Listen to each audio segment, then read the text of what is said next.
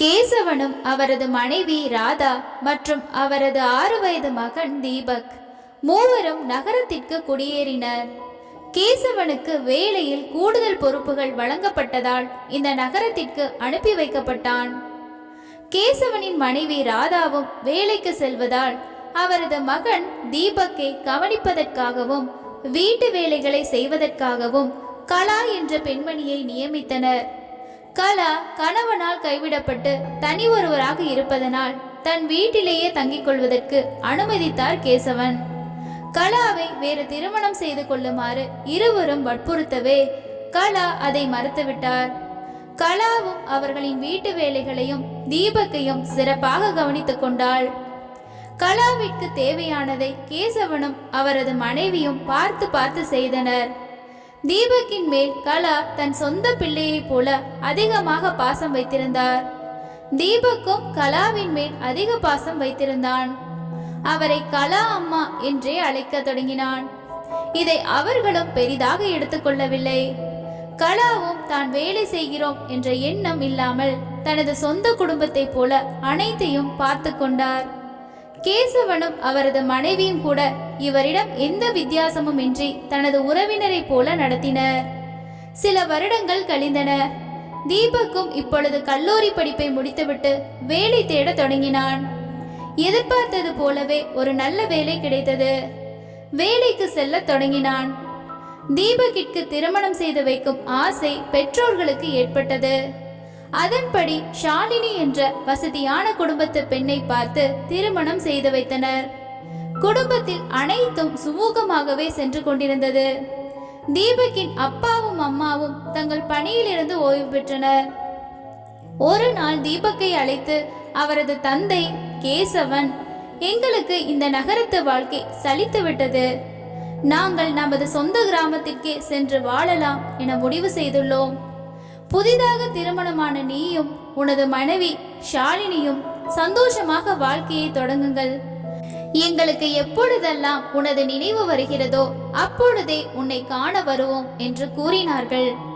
அவர்களை விட்டு பிரிய மனம் இல்லாவிட்டாலும் அவர்கள் சொல்வது சரி என தீபக்கிற்கு தோன்றியது. கடைசி காலங்களில் அமைதியாக அங்கு வசிக்கட்டும் என அவனும் சம்மதித்தான். பிறகு கலாவையும் தங்களுடன் அழைத்து செல்கிறோம் என்று கூற அதற்கு தீபக், கலா அம்மா என்னுடனே இருக்கட்டும் என்று அவரை பார்க்க அவரும் நான் தீபக்குடன் இருக்கிறேன் என்று கூறினார். அவர்களும் சரி என்று சொல்லிவிட்டு தனது கிராமத்திற்கு குடிபெயர்ந்தனர். சில மாதங்களில் தீபக்கின் மனைவி ஷாலினியும் கருவுற்றாள். அவரையும் சிறப்பாக கவனித்துக் கொண்டார் கலா. பிறகு குழந்தையும் பிறந்தது.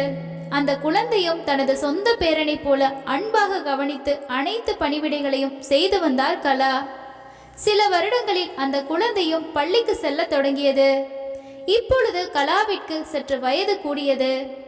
இப்பொழுதெல்லாம் எந்த பொருளை எங்கு வைக்கிறோம் என்று மறதி வர ஆரம்பித்தது கலாவிற்கு. ஒரு நாள் விலை உயர்ந்த பொருள் ஒன்றை கலா சுத்தம் செய்யும் பொழுது கை தவறி விழுந்து அது உடைந்து போனது. வீட்டில் ஷாலினி மட்டுமே இருந்தாள். அவளும் அதை கவனித்தாள். மனதிற்குள் இவருக்கு வயசாகிவிட்டது என உணர்ந்து கொண்டாள். ஆனால் அதை வெளியில் காட்டிக்கொள்ளவில்லை.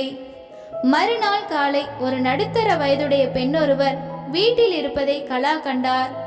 அந்த பெண் ஷாலினியிடம் பேசிக் கொண்டிருந்தார். அவர்கள் பேசிக் கொண்டிருப்பதை கவனித்த கலா, இவள் புதிதாக வீட்டு வேலை செய்ய வந்திருப்பவள் என்பதை உணர்ந்து கொண்டார். கலாவும் மனதிற்குள் அழத் தொடங்கினார். தனக்கு வயதாகி விட்டதால் வேறு ஒரு பெண்ணை வேலைக்கு நியமனம் செய்ய உள்ளனர். தன்னை எப்படியும் இந்த வீட்டை விட்டு வெளியேற்றி விடுவர். தீபக்கையும் குழந்தையும் காணாமல் எப்படி இருப்பேன், எங்கு செல்வேன் என்று மனம் குமுறியவாறே சோகமாக ஒரு ஓரத்தில் நின்றிருந்தார். ஒரு ஓரமாக நின்று கொண்டிருந்த கலாவை பார்த்த அந்த நடுத்தர வயது பெண் ஷாலினியிடம் இவர் யார் என்று கேட்க, இவர்தான் எங்களை இத்தனை வருடங்களாக பார்த்து கொண்டிருந்தவர். அந்த இடத்திற்கு தான் உன்னை நியமனம் செய்ய உள்ளோம் என்று கூறினாள். தான் நினைத்தது சரிதான் என்று நினைத்த கலா சோகத்துடனே தனது அறையை நோக்கி செல்ல முற்பட்டார். அந்த நடுத்தர வயது பெண், உங்கள் வீட்டில் எத்தனை பேர் உள்ளனர் என்று கேட்க, ஷாலினி, நான், எனது கணவர் மற்றும் பிள்ளை மற்றும் எங்களின் அம்மா உள்ளார் என பதிலளித்தார். இதை கேட்ட கலா ஒன்றும் புரியாமல் ஷாலினியை பார்த்தார். ஷாலினி அருகில் வந்து, நீங்கள் எங்களது குடும்பத்திற்காக இத்தனை வருடங்கள் கஷ்டப்பட்டுள்ளீர்கள். எனது கணவரையும் மகனையும் நன்றாக கவனித்துக் கொண்டுள்ளீர்கள். அதற்கு நாங்கள் நன்றி கடன் பட்டிருக்கிறோம். இப்பொழுது உங்களுக்கு வயதாகிவிட்டது. இப்பொழுது அந்த நன்றியை திருப்பி செலுத்தும் நேரமும் வந்துவிட்டது. இனி நீங்கள் எங்கள் மகனை மட்டும் கவனித்துக் கொண்டால் போதும். வீட்டு வேலை செய்வதற்கு வேறு ஆளை நியமித்து விட்டோம். எனது கணவர் உங்களை சொந்த அம்மாவாக நினைப்பதாக பலமுறை சொல்லி இருக்கிறார். உங்களை அவர் எப்பொழுதும் ஒரு வேலையாளாகவே பார்த்ததில்லை. நாங்களும் அப்படி பார்க்கவில்லை. அப்படிப்பட்ட உங்களை நாங்கள் எப்பொழுதும் கைவிட மாட்டோம். நீங்கள் இருக்கும் வரை எங்களுடனேயே இருக்க வேண்டும் என ஷாலினி கூறினார். இதை கேட்ட கலாவிற்கு என்ன சொல்வதென்று புரியாமல் அழத் தொடங்கினார். அழுது கொண்டிருந்த கலாவின் கையை பிடித்து ஷாலினி, நாங்கள் இருக்கிறோம் என கண்களாலேயே பதில் சொன்னாள்.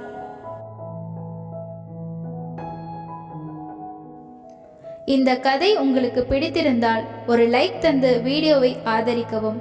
இந்த கதையை பற்றிய உங்களது கருத்துக்களை கமெண்ட் செக்ஷனில் பதிவிடவும். நன்றி.